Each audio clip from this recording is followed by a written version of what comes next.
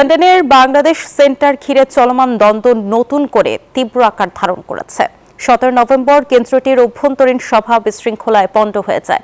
সেখানে হাই কমিশনের কর্মকর্তা ও উপস্থিত ব্যক্তিদের প্রতি গালাগাল এবং মারধরের চেষ্টা চালানো হয়েছে বলে অভিযোগ উঠেছে। এ অবস্থায় মঙ্গলবার জরুরি সংবাদ সম্মেলন করেন যুক্তরাজ্যে বাংলাদেশের হাই কমিশনার আবিদা ইসলাম।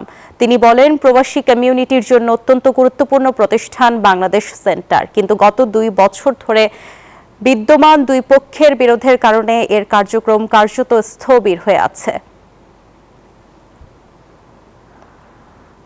প্যানেলের বিজয়ী সদস্যদের অনুপস্থিতিতে জনাব দেলোয়ার হোসেন শুধু তার পক্ষের লোকজনের উপস্থিতিতে নির্বাচনের রাতেই নিজেকে জেনারেল সেক্রেটারি হিসেবে ঘোষণা করেন, যা আর্টিকেল অফ অ্যাসোসিয়েশনের পরিপন্থী। পরবর্তীতে কমের অন্যান্য পদগুলির পাশাপাশি এক্সিকিউটিভ কমিটিতেও যথাযথ কাউন্সিল অফ ম্যানেজমেন্টের মিটিং ব্যতিরেকে এবং চেয়ারের অজ্ঞাতে জনাব দেলোয়ার হোসেন ও তার প্যানেল নিজেদের মতো করে নিজেদের লোকজনদেরকে নিয়োগ দেন। পরবর্তীতে অন্য প্যানেলও একই প্রক্রিয়ায় পৃথক এক্সিকিউটিভ কমিটি গঠন করে এবং কাউন্সিল অফ ম্যানেজমেন্টের বিভিন্ন পদে নিজেদের লোকজনকে নিয়োগ দেয়।